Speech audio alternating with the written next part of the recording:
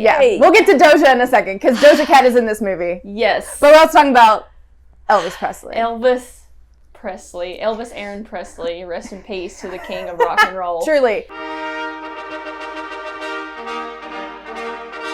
First of all, we have to talk about Austin Butler. Oh my. Who is Elvis in this movie. Mr. Dreamy. I cannot explain to you how many times in this movie we saw this movie sitting next to each other, and he would just be like walking. Oh.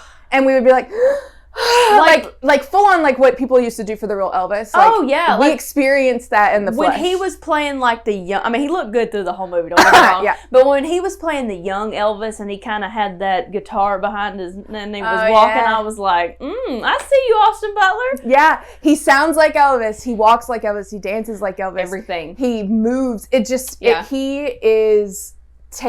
took this role and said, I'm going to do this, because he ran with it. Yeah, because, there were some people, and I think maybe you were one of them, that may have been a little skeptical. I was very skeptical because, so obviously because of COVID, they delayed a lot of things and releasing movies and stuff. They gave him this role back in 2018, 2019. So we've known about it for a while. And I remember when they announced it, everybody was like, what? He doesn't look like it. Can he sing? What kind of credibility does he have from past movies, which is hardly anything really besides Disney Channel and Nickelodeon and stuff like that. So, I mean, I was a little nervous going into it, but then I've watched countless interviews of him post-movie, and, people are kind of making fun of him because he still uses that accent and things like that, but he embodied this role. I wonder if it's just, in him, he can't almost shake it, because I can't overstress how much he is Elvis. There isn't a disconnect. Sometimes there can be movies where people are playing real life people. Yeah. And either they could be doing a really great job, but there is a disconnect. We loved the Respect, the Aretha Franklin movie with Jennifer Hudson.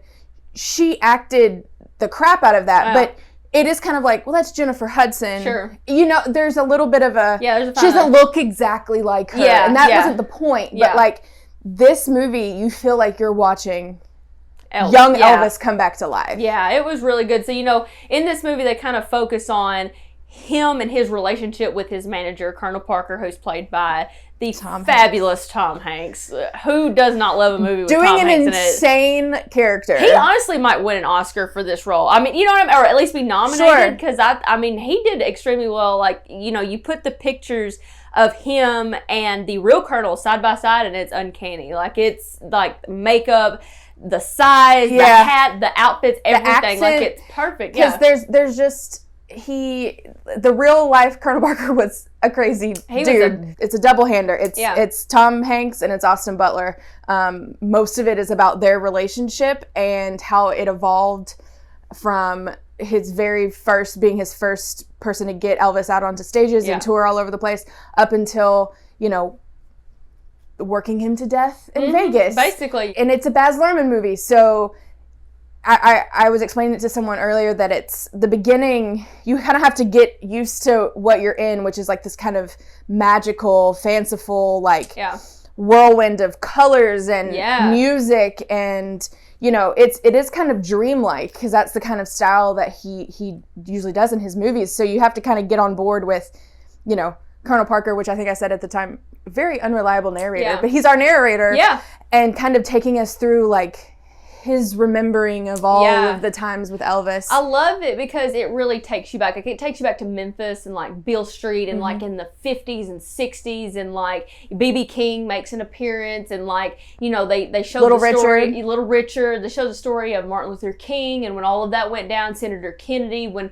all of that history unfolded, and kind of how Elvis as a person but also as a performer had to navigate around those big events going on. And you've got people who didn't want to see his kind of dancing and singing on TV, but Elvis was Elvis, and he didn't care what other people thought. He wasn't really family friendly. He tried. Yeah. He tried because he thought that's what he's going to have to do to be successful. When he decides, no, I got to do me. Yeah. The movie kind of kicks off, and I mean, just like how Elvis just took off. And of course, they have all the classic songs in there, you don't realize, I mean, I'm 26, you're 31 now.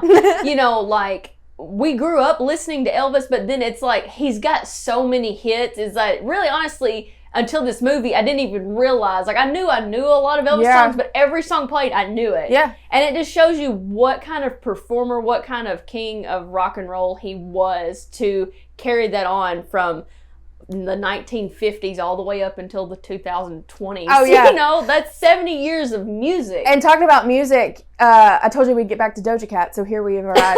The soundtrack for this movie, I listened to it on the way home after we saw the movie. Yeah. But it's a great soundtrack. It's really interesting. It's got a bunch of current data. There's Doja Cat, there's Eminem. There's a bunch of people on it, and they all use samples from Elvis songs, but then they have like their own song on top of it. So in this movie, I mean, it's a very Baz Luhrmann thing to do, to have current music in a story that is set in the past. You know, we have in this movie Elvis Presley walking down Beale Street to Doja Cat. So okay, how many hound dogs do you give it? I like that. We're out of 10. I mean, I'm gonna have to go 9. Yeah. I don't know that anything's perfect. Maybe this one would. I want to go see it again. It's one of those. Like, I know there are more Baz Luhrmann movies, but the one that comes to mind is Moulin Rouge, and you can watch Moulin Rouge over and over because there's just so much. So much visually happening, and that is the same in this movie. I'm sure there are, you know, things that I would love to see again that like will hit me different when I see it again. Yeah. So I'm looking forward to that. And the music is great. Yeah. Austin Butler, give him an Oscar. I hope he wins an Oscar. I really do. I think he deserves it. And I at least nominated. I think it's a slap in the face if he's not nominated. There you go. There's, you know, like I've said before, Top Gun, best movie of the year. This one comes a very close second. Like, very, very close second. So, yeah, I give it a 9 out of 10 as well. It was pretty good. So, go see it. Go see it. You ain't nothing but a hound dog. Oh, okay.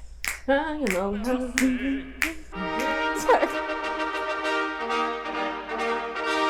Un esercito di prodi